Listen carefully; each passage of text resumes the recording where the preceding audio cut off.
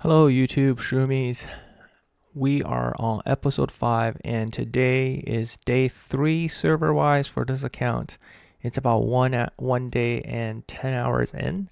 We're able to unlock the farm and prayer statue.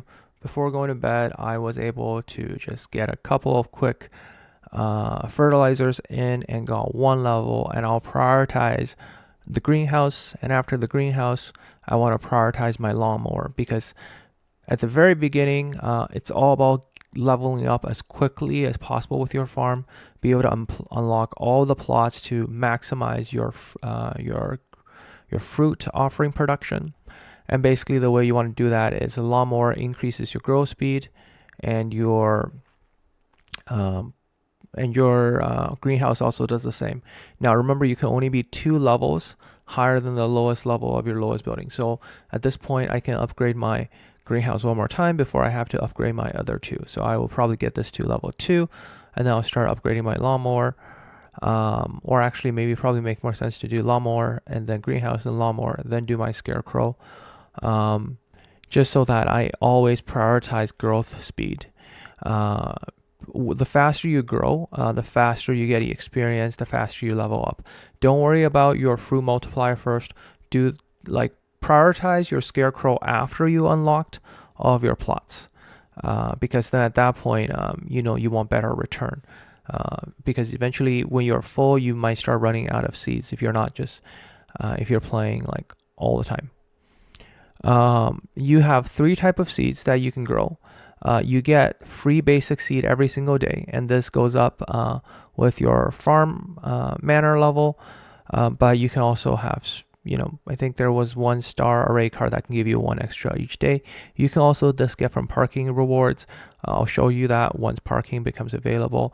Now you can always buy these, so every day I recommend you at least get 5, get up to 4 purchases of fertilizer. It goes up, increasing in cost. If you don't have a lot of gems, I will recommend this is where you stop, which is 4 purchases, but you can purchase 1 more if you have a lot of gems available to you. Seeds, I will usually recommend buying at least 2. This is where I stop. So you can go up to 3 if you want. It just depending on your seed stock. You want to kind of just stay balanced. You don't want to be running out. Now fertilizer generates 1 every hour. It reduces the time by 30 minutes, and the advanced ones reduced by 1 hour. You want to try to optimize your fertilizer so the growth time is, for example here, I should have used it when it's around 3:30 minute, right? So, or you can just use 1 less and wait. So there are 3 types of crops. You have the eggplant, which is a medium type. You have cabbage and also gourd. When you're starting out, the amount of yield, here it says convert a 3, so that's like a 3 multiplier on top of 44. So here we should expect 132, I believe. So let's quickly grow that, and we should be able to pick up 132 fruits from that, I believe. Let's see, yeah, 132. Now, if you manage to grow a cabbage, and by the way, you can get all 3 type of plants from cabbage from the first seed. It's just really rare to get the better ones. Most of the time you end up with like cabbage, and here it only converts to 1. So when I grow this, I only get a total of 5. So here when I apply fertilizer, you can see I already got 1 level down, so it gets down by 12 minutes. So when you have about maybe just 1 more level, your growth will drastically reduce. So that's why it's really important to level these up first. And here you can see I'm going to upgrade this actually and skip it. Yep. So now you can see my growth time also reduced again. So with 1 more level in one of these, I can actually now only use 3 fertilizer, and that makes leveling up far more efficient. So that's why I would say always prioritize these 2 before you get your production increased. Production will increase the harvest quality here. So here I'm gonna, just for the sake of the video, I don't recommend doing this because it's very inefficient, but I'm just gonna put down our rainbow gourd last, leave it growing, then just to show you the amount. So here the base amount for cabbage will be 50. The base amount for eggplant is 120. And I believe for this is, I think, 500 if I remember correctly. So premium seed, it's a really big multiplier. Premium seed converts it to 10. The harvest quantity is 50. So you 50. So it's actually 500 is your base. And then based on your multiplier here, on your mana, you get more out of that. Now, people are always concerned about, pesky little thieves. So early on, you can see, like, if people have stolen from you, you will forever show up in their manner. That means they can always quickly see. But you can also steal from friends, right? Friends who are available. Now, if they're offline, that's probably safe to steal. Now, stealing from the number one guy, other people are clearly going after him as well because he has Rainbow Gourd. Don't panic over it, but if they're your friend, right? I can actually see if I can help expel. This actually increases my infinity, even if I don't defeat the guy. I think, even if I don't defeat the guy, I'm pretty sure I got the 30 affinity, because I think I have a bad feeling I'm not going to be able to beat him. It's going to be a close fight. You just need to help expel, I believe. Yeah, I lost, I think. Did I win? Oh, that was... Okay, I think you need to win to get it. I can't remember. But here you can see... let me go back to this. You can always hit refresh to see if you have other ones available. But you can also... Here, let's go back to scoring there. So I can actually use friendly fertilizer. I actually used 3 on him today already. So if I use my next one... it won't give me any friendship points. But you can see here, you only steal 6. All right.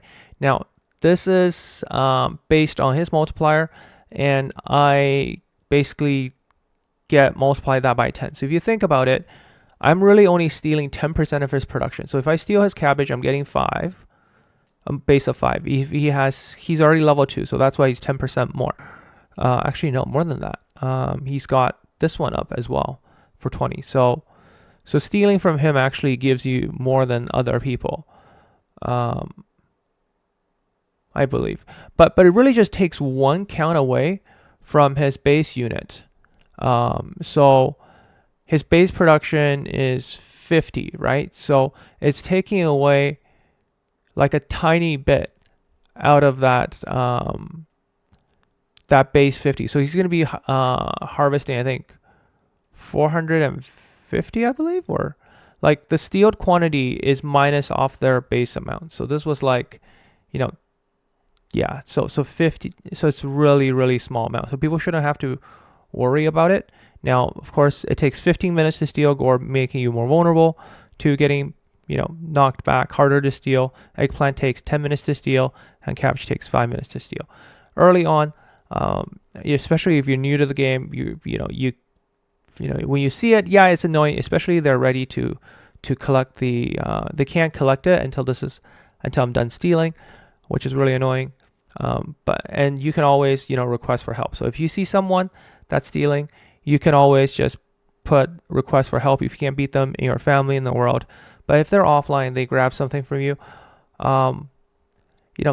It's a very small amount, so you shouldn't fret over it. Of course, you can just steal them back. All right, so that's all about generating the food offering. Then let's go over to statue. You basically use the prayer fruits to level up your statue. The first one is at 3,000, I think. The second one, I think it's at 12,000 for level 2, and then it goes to 30,000 for level 3, I believe. And then at level 4, I think you unlock us already. Okay, let me just check. You can't look forward, but the next level you lock. So level 2 you lock B, level 3 you lock A, level 4 you're gonna lock us, and level 5 you're gonna unlock SS. You should be able to get to SS for sure by the next prayer event. So it takes about a month to gradually get your prayer. By the time you unlock it, the prayer rush event already started. You can see prayer rush. As you would expect, scoring, purchased probably stuff to move things forward a little bit. And these are the things I talked about in an earlier video about the rush shop. But here, you're already in the first week. You want to progress as quickly as possible on these. Use your fertilizer. Like when you have nothing unlocked, you can roll all 3 at once and you use 1 prayer. Once you get one you want, like you definitely should lock it, because the odds of you getting 3 good ones on a single roll is really low.